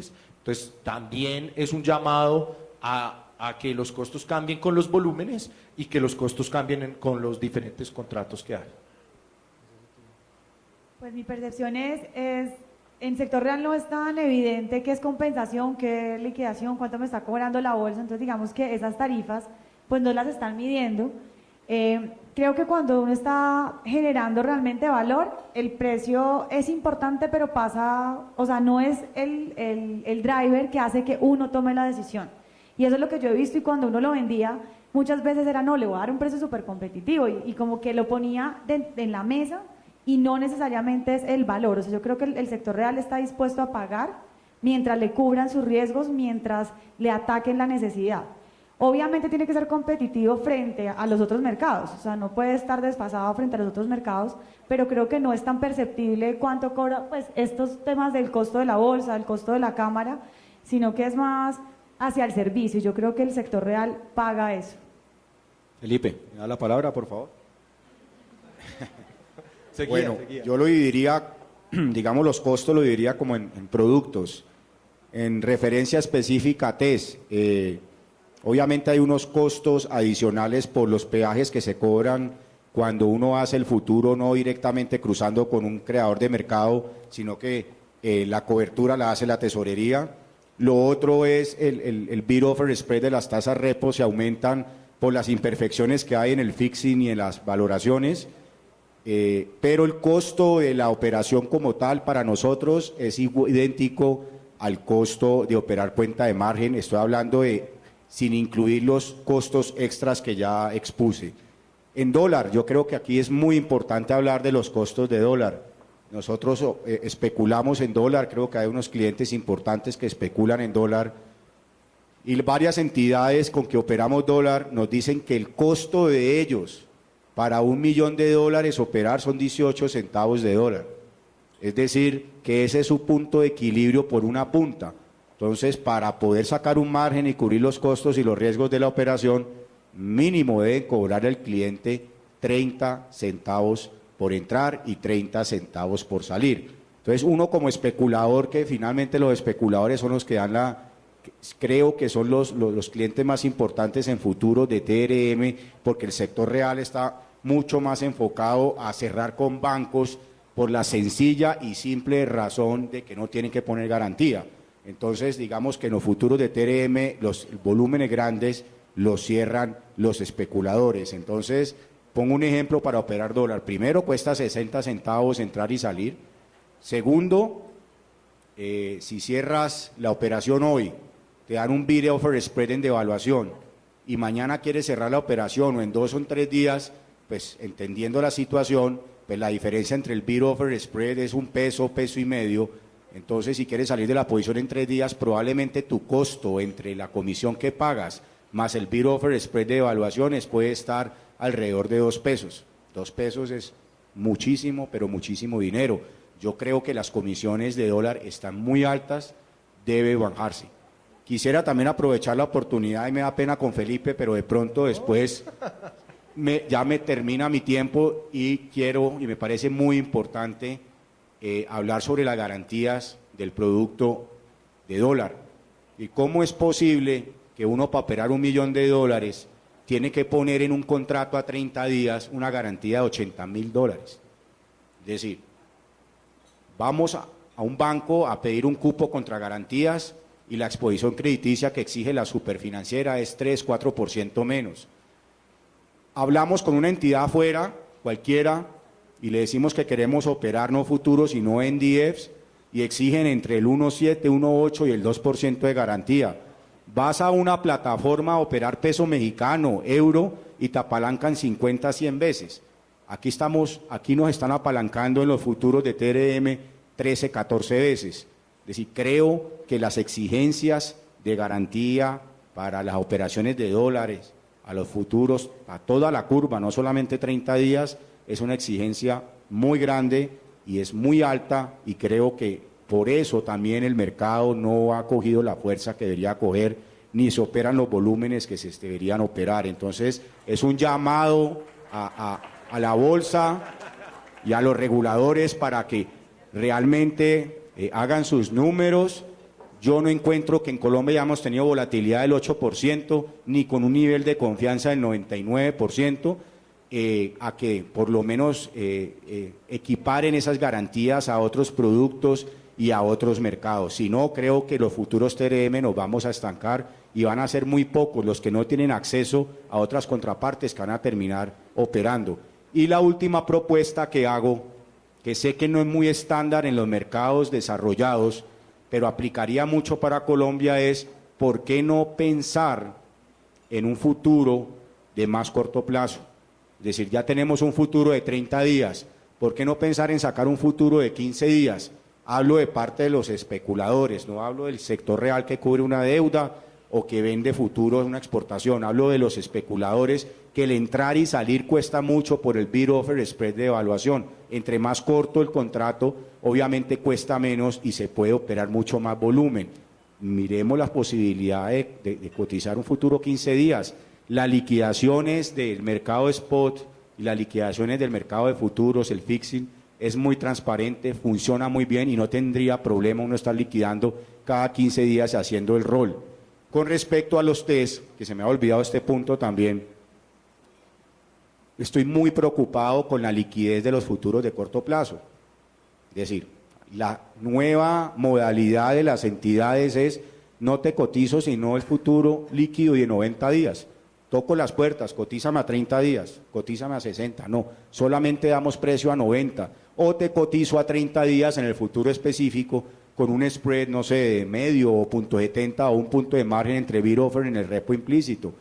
Miremos las posibilidades de darle liquidez a los futuros de corto plazo, porque para los que entramos y salimos rápido y no nos quedamos con la posición a largo plazo, la entrada y salida por el bid-offer spread de la repo implícita es muy costosa. Obviamente a menor plazo, menor costo. Es importante mirar cómo podemos darle liquidez a los futuros de corto plazo y creo que una de las maneras de solucionar eso es la forma de cambiar el fixing, no con las subastas. Creo que si es fácil hacer un fixing, es fácil cotizar un futuro a corto plazo como cualquier non-delivery. Y eso sería muy importante porque el mercado de forwards NDF ha cogido mucha fuerza. Es un mercado que en estos momentos puede estar alrededor entre 3 y 5 billones de pesos al día, de los cuales tenemos vencimientos semanales de alrededor de 1 billón de pesos, y ustedes no se imaginan el movimiento que hay con el fixing de esas operaciones. Si nosotros llegamos a equiparar y tener unos futuros de corto plazo líquidos, los futuros con los NDFs, ahí habría un mercado inmenso. Entonces invito a los reguladores, a la bolsa y a las contrapartes de poder mejorar esos aspectos. Palancándome un poco en lo que está diciendo Nicolás, creo que también es la puerta de entrada al sector real bajar las garantías, sobre todo en tasa de cambio, porque lo hace más competitivo contra los otros productos. Entonces seguramente si yo tengo que dejar un 1.7 es diferente a si tengo que dejar un 8, y uno de los restrictores grandes es el manejo de la caja. Entonces puede ser que haya compañías que no tengan problema de poner las garantías, pero en su gran mayoría las compañías ese es el restrictor que le encuentran, y les aseguro que si uno da una compensación versus el cupo de crédito que se están consumiendo, puede darle mucho más valor al futuro, y además también afianza todo el tema de la cámara de riesgo. O sea, yo creo que no hemos tocado el tema, pero creo que eso sí da una seguridad en términos de sector real, que aunque esté la concepción de los bancos no se van a quebrar, y pues creo que no es una cosa que para nosotros sea un temor. Sí creo que si hacemos que el producto sea más competitivo en términos de garantías, se puede afianzar mucho más el valor agregado que da la cámara de riesgo. Perfecto, resalto mucho además porque hemos tratado de ser completamente justos con todos los temas que nos encontramos en la vida diaria cuando estamos haciendo el proceso con los clientes. Para ir cerrando y poder abrir espacio de preguntas al público, que ya estamos llegando a la hora, hay un par de preguntas más. La primera es, ¿qué tipo de productos ustedes creen que son los siguientes que deberían ser ofrecidos en el mercado? Andrés. Yo creo que, bueno, esa respuesta le va a dar dos. El siguiente mercado que yo creo que y ya están adelantando trabajos en eso, yo creo que tiene que ser el IBR Swap, que vemos que los futuros de tasa de interés pues son los más negociados en el mundo, y en el OTC hay un mercado muy completo sobre la IBR. Esto yo entiendo que que están haciendo un trabajo, pero digamos, si me dicen qué pediríamos, que lo afanaran. También creo que yo desde aquí no estoy hablando como mi empresa ni como nada, sino que me pongo un poco más como desde el punto de vista académico o algo así, en decir que los futuros, qué pena ser insistente con el tema, pero los futuros que actualmente tradean en TES generan un universo de oportunidades para clientes que no son especuladores. Y la forma de crear liquidez o de darle a un cliente de pronto una rentabilidad interesante, digámoslo así, de tasa fija, es importante que el equipo de ventas de las firmas venda esto como un negocio o como una posibilidad de inversión. Entonces no es crear un nuevo futuro, sino ofrecer un futuro, un negocio que hay implícito en estos. No sé si alguien tiene algo.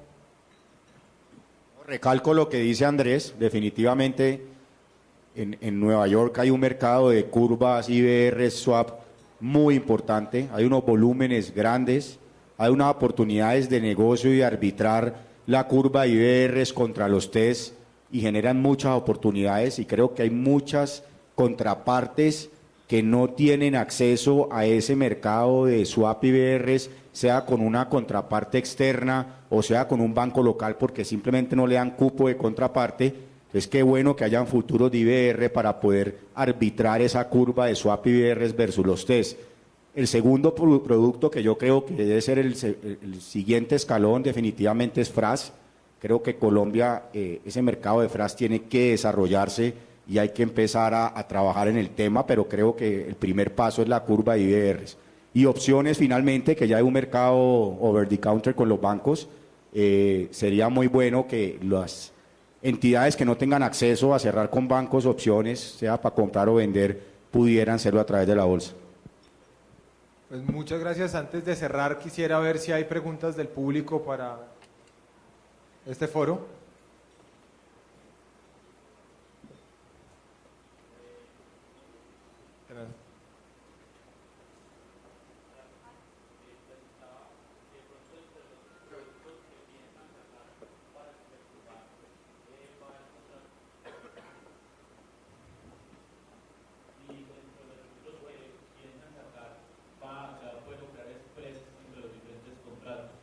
Pues ya es para especulación. No sé si se planean sacar eso, para no tener que comprar uno y vender el otro, o vender uno y comprar el otro. Ahí, pues digamos, vamos a recibir preguntas para los clientes, solo para responderles sus preguntas. Hay mecanismos de ejecución que permiten hacer ese tipo de cosas hoy en día y efectivamente hay unos avances en algunas herramientas para poderlo hacer de manera electrónica, automática, digamos, en el futuro. Gracias. No sé si hay alguna pregunta para los panelistas, si no, Nicolás, vos que tenías un punto antes de yo cerrar. El último punto es que estoy muy preocupado con la reglamentación de los repos y la implementación que aparentemente pues ya se extendió hasta diciembre y arranca en enero. Mi pregunta es, si nunca ha habido un default en el mercado de deuda pública, si siempre las cuentas de margen han funcionado a la perfección, los futuros también, ¿por qué exigir más garantías para operar en un mercado que tiene en este momento más del 18 o el 20% del mercado spot en el día? Es decir, el mercado de TES necesita profundidad. Los especuladores son importantes para el mercado de TES.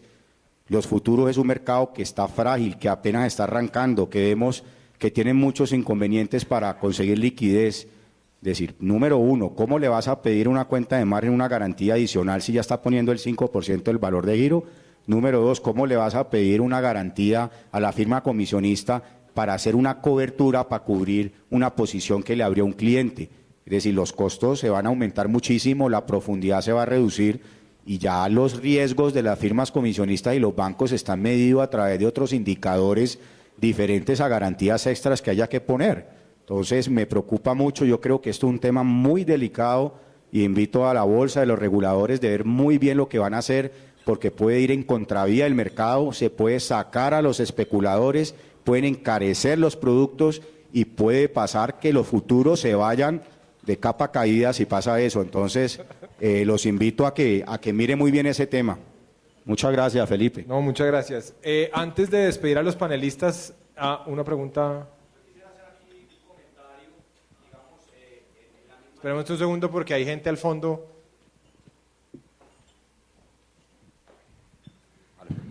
Yo quisiera hacer un comentario en la misma línea de lo que estaba comentando Nicolás, y es, digamos, yo represento al gremio de Asobolsa, básicamente las firmas comisionistas, y esta nueva regulación que viene a limitar no solo a la posibilidad de las firmas apalancar a los clientes, sino a la firma apalancarse.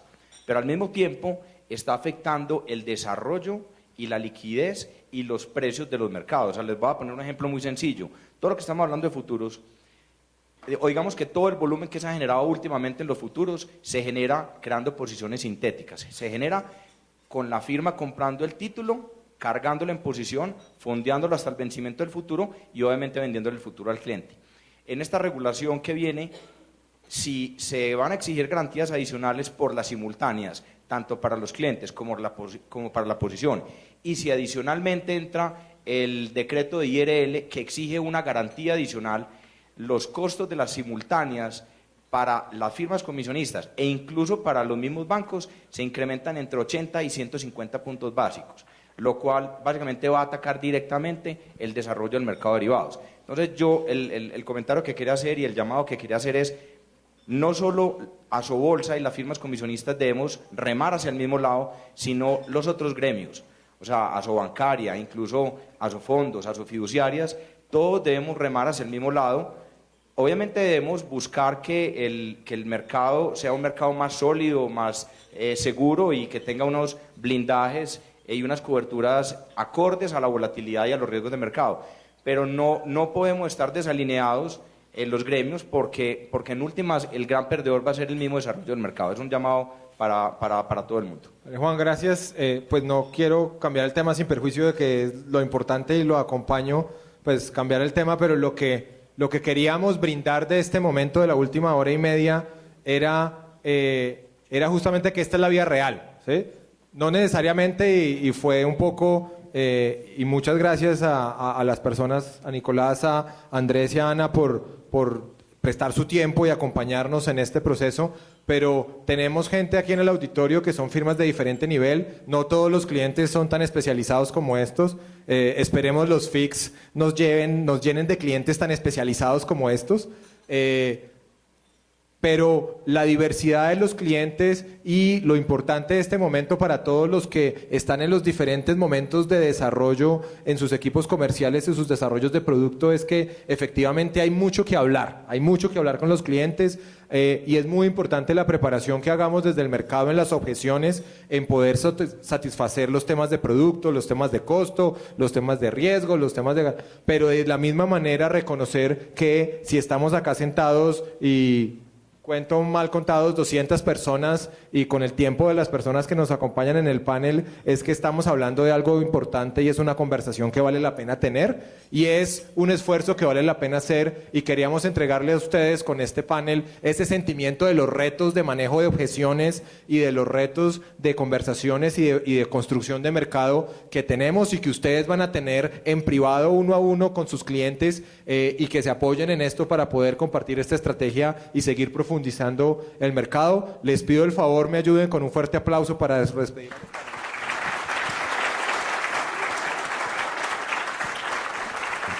Y no se olviden del sector real, o sea, creo que hay oportunidades grandes, sé que aquí tengo dos grandes especuladores, pero no se olviden del sector real, que creo que hay grandes oportunidades ahí y puede ser una puerta de entrada para tener muchos más productos y lo que nos están viendo es innovación y nuevos productos. Muchísimas gracias Andrés, muchísimas gracias Nicolás. Y invito para el siguiente orden del día, para pasar al panel, a Felipe García, a Susana Jaramillo, Benjamín Morales y Sara Pereira, por favor.